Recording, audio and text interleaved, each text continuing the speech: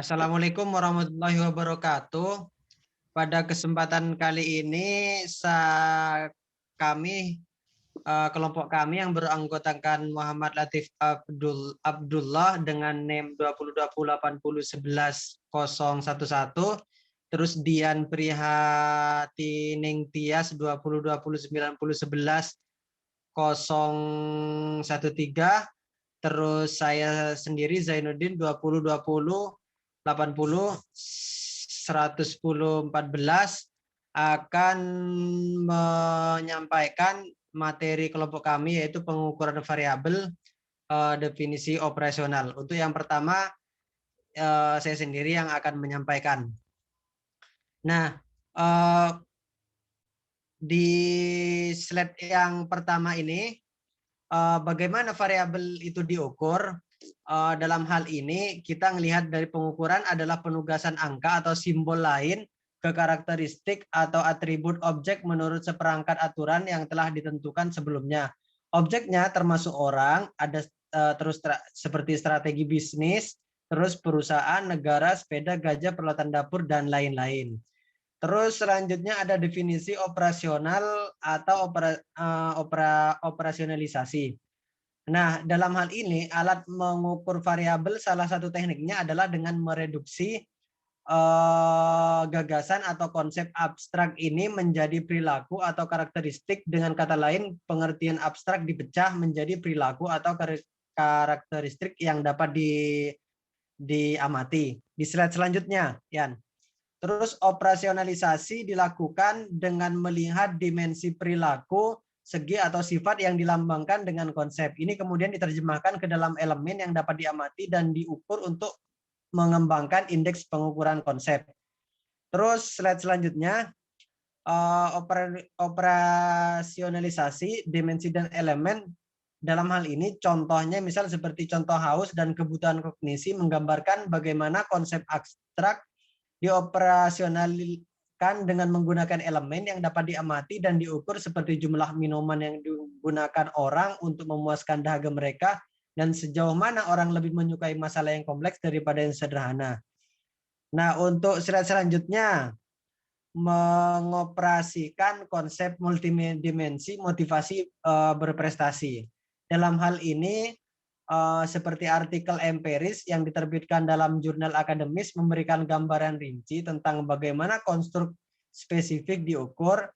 Ini biasanya informasi sering diberikan tentang tindakan apa yang digunakan, terus kapan dan bagaimana tindakan tersebut dikembangkan, oleh siapa dan untuk berapa lama mereka telah digunakan. Terus slide selanjutnya. Slide selanjutnya adalah dimensi dan unsur motivasi berprestasi.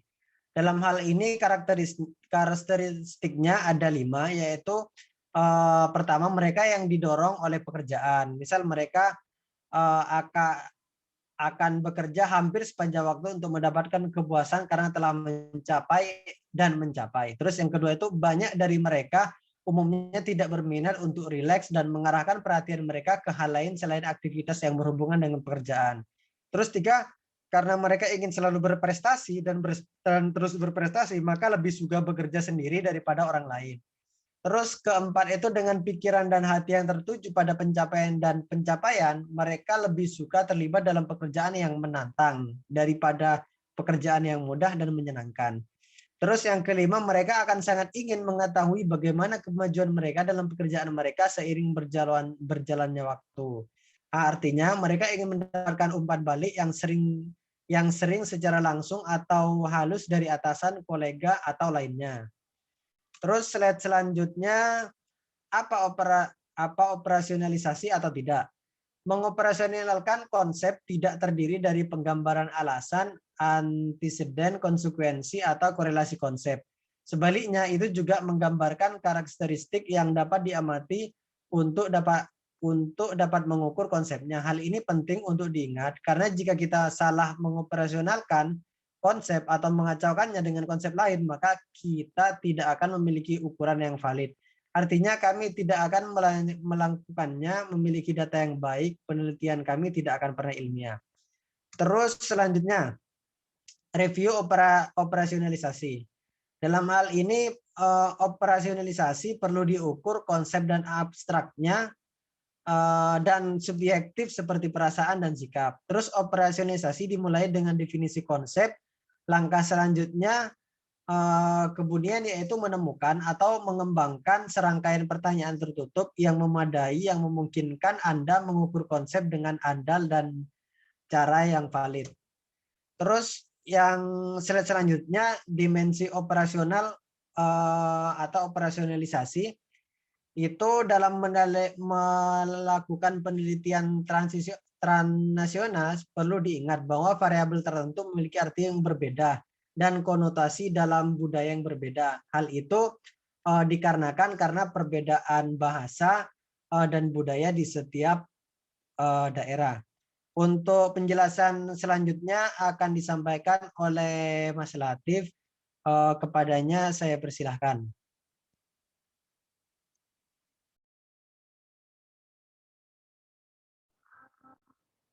Ya, selanjutnya terkait dengan skala. Kalau misalkan kita mencari suatu data dalam penelitian menggunakan data primer, maka peneliti itu harus membuat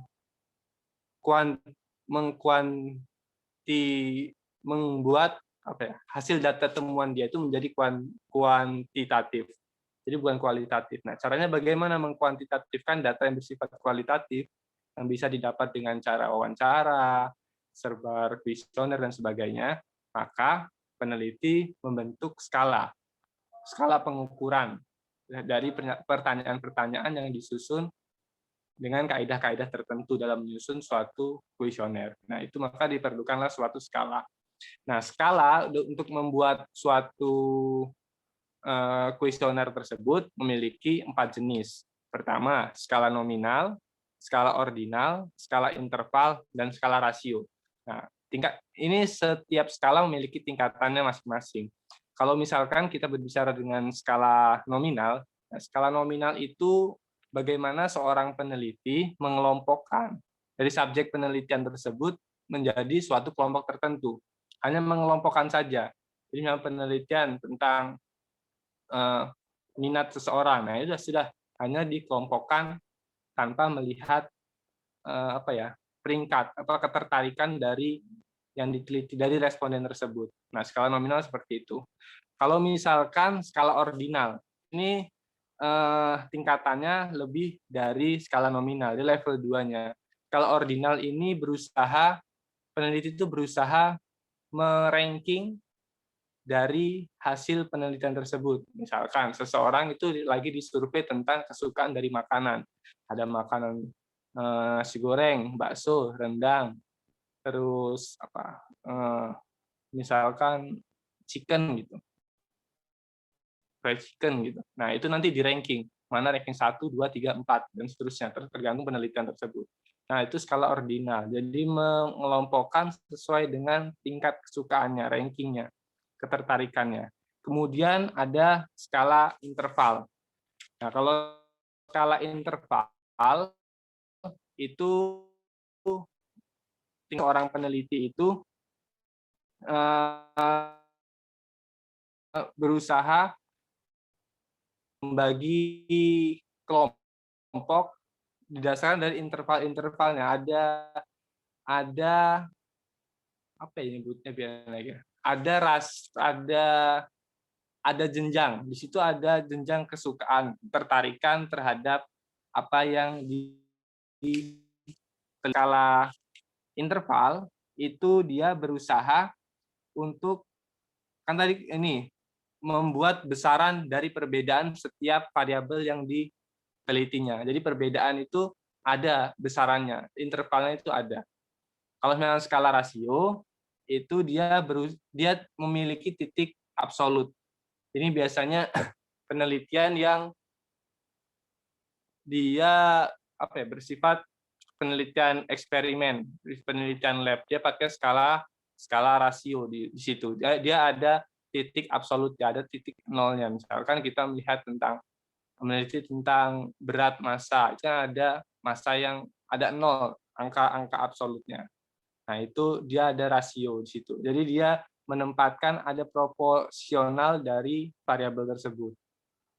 Ini mungkin lebih enak nanti lewat langsung ke contoh. Ya, slide selanjutnya coba. Nah, di sini kita melihat dari sifat-sifat skala tersebut. Kalau misalnya tadi nominal, itu kan dia hanya mengelompokkan. Jadi perbedaannya ada. Kemudian dari sisi urutan ranking. Nah, di situ dia tidak menempatkan urutan. Dia hanya mengelompokkan berdasarkan jenisnya. Kemudian jarak itu jarak antar variabel itu tidak ada, titik awal juga tidak ada. Nah, di sini yang sering yang dilihat hasil penelitiannya itu adalah dari sisi modusnya. Modus itu nilai yang sering keluar. Itu nanti nilai dari hasil kuesioner tersebut mana yang lebih besar dari modusnya. Nah, untuk kemudian melihat uji signifikansinya dengan apa? Kalau uji nominal ini dia menggunakan regresi berganda, dia pakai X square. Kalau karet ordinal dia lebih titik bedanya itu ada di sisi urutan, ada ranking, pembeda ada ranking ketertarikan dari yang diteliti tersebut. Dia uji signifikannya menggunakan korelasi. Kemudian kalau interval itu dia yang membedakan adalah dari uji signifikannya dia menggunakan uji T. Dia bisa melihat perbedaan antar variabel tadi uji T. Jadi uji setiap variabel tersebut dan uji F, uji simultan dari semua variabel itu bagaimana pengaruhnya. Begitu juga dengan uji rasio. Nah, skala rasio itu dia memiliki perbedaan, urutannya juga ada, jarak juga ada, titik awal sebagai titik absolut dia juga memiliki. Nah, di situ juga uji signifikansinya bisa menggunakan uji T, uji parsial, dan juga uji F atau uji simultan. Nah, dari skala 4 ini, jenis yang paling baik itu adalah skala rasio. Nah, kemudian selanjutnya itu dalam setiap skala itu ada peringkat.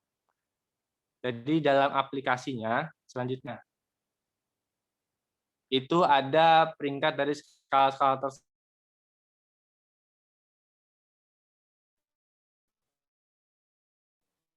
Nah, sesuai dengan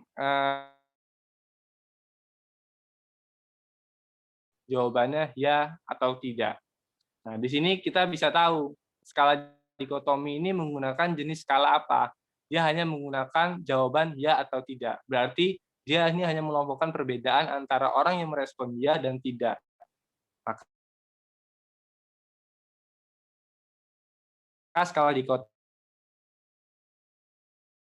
ini menggunakan jenis skala berikan beberapa poin. Contoh, di mana kamu tinggal di Provinsi Yogyakarta. Nah, jawabannya ada Bantul, kemudian Sleman, Kota Yogyakarta, dan lain-lain. Nah, di situ ada respon tunggal yang pasti jawabannya tidak bias. Nah, di sini juga masuknya dia ke dalam skala nominal, karena ini hanya dikelompokkan tanpa ada rankingnya. Ada skala diferensial semantik. Ini digunakan untuk menilai sikap responden. Kalau misalnya di penelitian bisnis, bisa dari sisi merek, iklan, dan objek penelitian tertentu. Nah, skala ini dia menempatkan ada dua kutub yang ekstrim, dua kutub yang saling ekstrim, saling berlawanan. Contoh misalkan ada baik dan buruk, kuat, lemah, kemudian tinggi, pendek, kan ekstrim, saling berlawanan. Nah, di situ ada penggunaannya. Di situ ada skala interval, karena ada perbedaan antar variabel di situ. Ada jaraknya juga. Maka di sini menggunakan jenis skala interval. Ada juga namanya skala numerik. Nah, skala numerik ini sama seperti skala diferensial. Nah, yang membedakan ini peneliti itu bisa menggunakan ada banyak, ada pakai 7 titik, 5 titik, nah, itu di skala numerik. Dia juga menempatkan itu tadi, ada apa namanya? Ada kutub yang ekstrim, yang tadi kuat, lemah, tapi di tengahnya itu ada intervalnya, ada angka-angkanya. Skala peringkat terperinci itu tingkatannya lebih dari skala numerik. Dia perbedaannya ini sini peneliti bisa lebih fleksibel menentukan apa namanya intervalnya, bisa pakai 4 titik, 5 titik, 7 titik, 9 titik. Nah, di skala peringkat terperinci ini kita bisa mengenal ada namanya itu ada yang seimbang dan tidak seimbang. Kalau misalnya tidak seimbang itu ada yang tidak seimbang itu tidak ada skala yang menyebutkan angka netral. Kalau misalkan yang seimbang itu ada angka netralnya. Yang angka ganjil itu ada nilai tengahnya kan. Di situ perbedaannya di situ. Skala Likert ini yang paling sering kita dengar. Dia ada 5 titik skala yang menunjukkan setuju atau tidak setuju dari suatu pernyataan. Selanjutnya.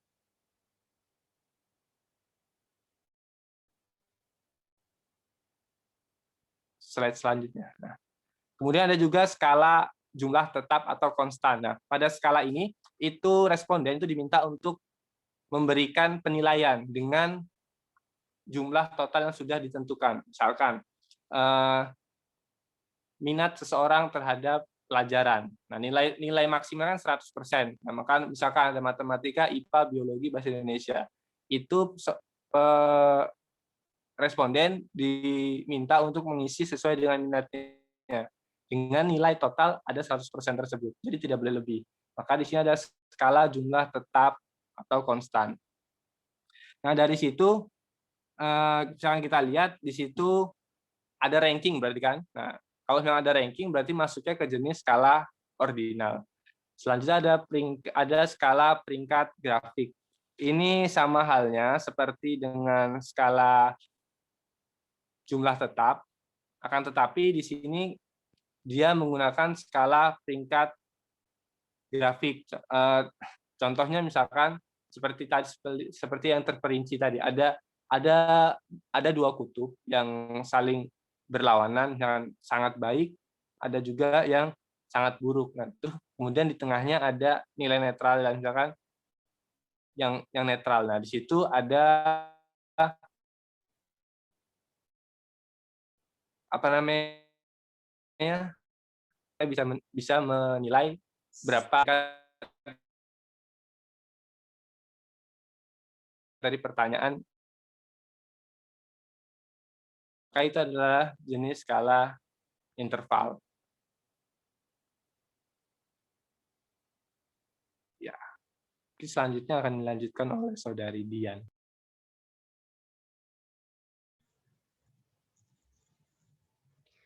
Ya, setelah kita melakukan uji T, yaitu uji yang biasanya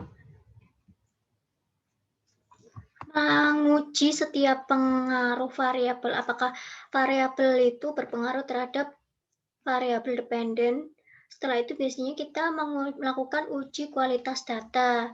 Nah, uji kualitas data ini untuk menguji salah satu syarat dari suatu penelitian itu adanya keandalan atau ketepatan, ya, keandalan dan ketepatan. Nah, di sini biasanya kita menggunakan validitas dan reliabilitas. Ada 2. Uji validitas sendiri lebih ke ketepatan atau keabsahan, yaitu salah. Jadi validitas atau ketepatan adalah menguji seberapa baik instrumen yang dikembangkan dalam mengukur konsep tertentu yang ingin diukur. Kemudian untuk reliabilitas itu biasanya tes untuk menguji konsistensi. Seberapa konsisten atau validnya alat ukur untuk mengukur konsep apapun yang diukurnya. Kemudian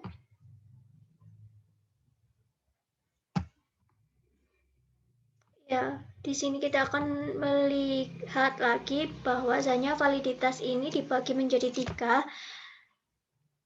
Yang pertama adalah content validity atau validitas konten merupakan suatu instrumen yang dianggap memiliki content validity jika instrumen tersebut menunjukkan secara logis dan merefleksikan secara akurat sesuai yang seharusnya diukur. Jadi, apakah suatu konstruk itu logis gitu, seperti misalnya berapa jumlah anak yang Anda miliki. Nah, pertanyaan ini kan pasti akurat ya, jelas pertanyaan tersebut menunjukkan tujuannya mau mengukur apa gitu, yaitu jumlah dari anak dari responden tersebut. Kemudian ada criterion related validity. Di sini adalah konsep mengukur validitas yang menguji tingkat akurasi dari instrumen yang baru dikembangkan. Itu juga dibagi lagi menjadi dua, yaitu concurrent validity sama predictive validity. Di sini concurrent validity jika pengujian korelasi dilakukan terhadap skor instrumen baru dengan instrumen yang merupakan kriteria relevan di mana penggunaan keduanya dilakukan pada saat yang bersamaan. Jadi di sini lebih kepada menguji korelasi terhadap skor instrumen yang baru dengan skor instrumen yang lama, di mana penggunaan keduanya itu dilakukan pada saat yang bersamaan. Kemudian untuk predictive validity di sini jika korelasi skor kedua instrumen itu merupakan pengukuran pada saat yang berbeda pada saat yang berbeda, di mana pengukuran instrumen yang baru dilakukan sebelum pengukuran instrumen lain yang memiliki kriteria yang relevan.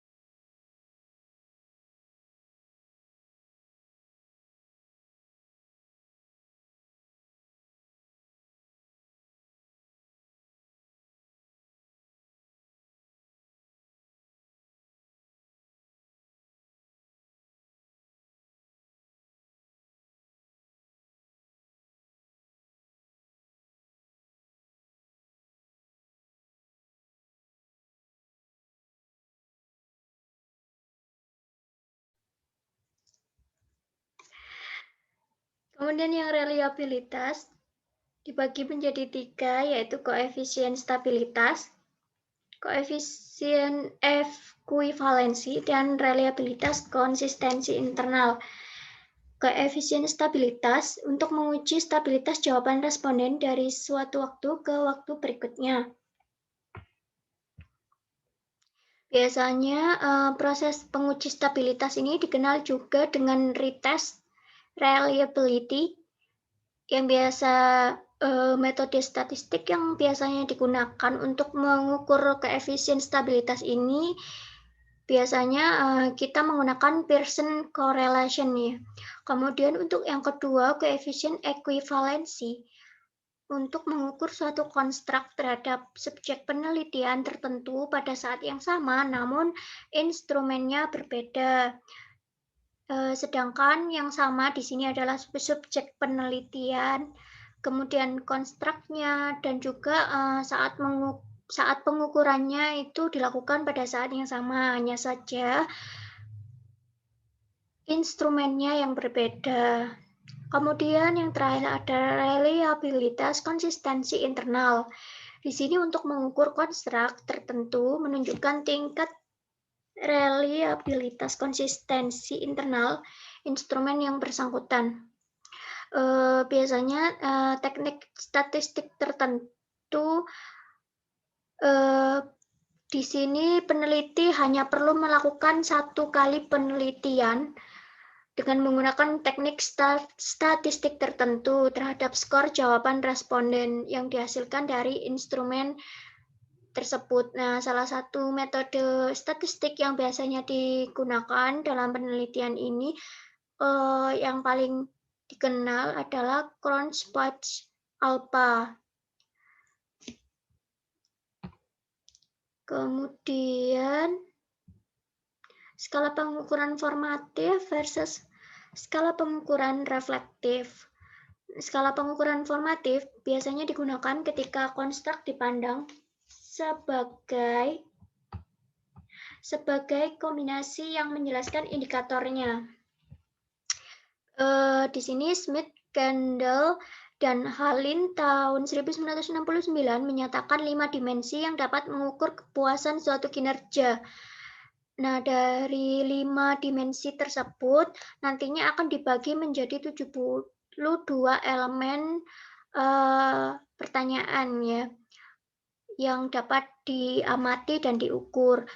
Nah, menurut ketiga tokoh tersebut, 72 item ini tidak perlu terkait satu sama lain karena 5 dimensi yang mereka wakili tidak selalu saling terikat. Misalnya ya, ukuran kepuasan kinerja yang ada 5 dimensi kan. Dimensi yang pertama itu jenis pekerjaan, dimensi yang kedua peluang untuk promosi, yang ketiga kepuasan dengan pengawasan, yang ketiga rekan kerja, 4 rekan kerja, 5 gaji. Contoh yang kelima itu gaji misalnya. Nah, gaji itu dibagi lagi menjadi 9 item atau 9 elemen pertanyaan, di mana pertanyaan itu tidak harus saling terkait satu sama lain. Misalnya, jika seseorang ditanya berapa gajimu, itu pertanyaan di elemen yang pertama, kemudian di elemen yang kedua mungkin seberapa besar pengeluaran dari gaji yang Anda dapatkan, mungkin seperti itu. Tidak harus saling berkaitan satu sama lain, namun masih dalam satu masih dalam satu dimensi yang sama. Kemudian untuk skala reflektif, di sini kebalikan dari skala pengukuran formatif, di mana reflektif ini diharapkan semua item itu saling berkesinambungan atau berkolerasi. Di sini dicetuskan oleh tokoh Burton dan Lichtenstein pada tahun 1988, di mana skala peringkat ini terdiri dari 6 item, 9 poin, yang mengukur sikap seseorang terhadap produk tertentu yang ditawarkan dengan harga tertentu. Skala ini terdiri dari 5 kata sifat yang saling berlawanan, seperti tidak menguntungkan, menguntungkan, kemudian buruk dengan baik, berbahaya, aman, tidak menarik, menarik, dan lain sebagainya. Mungkin seperti itu yang dapat kami sampaikan. Kurang lebihnya kami mohon maaf. Terima kasih. Wassalamualaikum warahmatullahi wabarakatuh.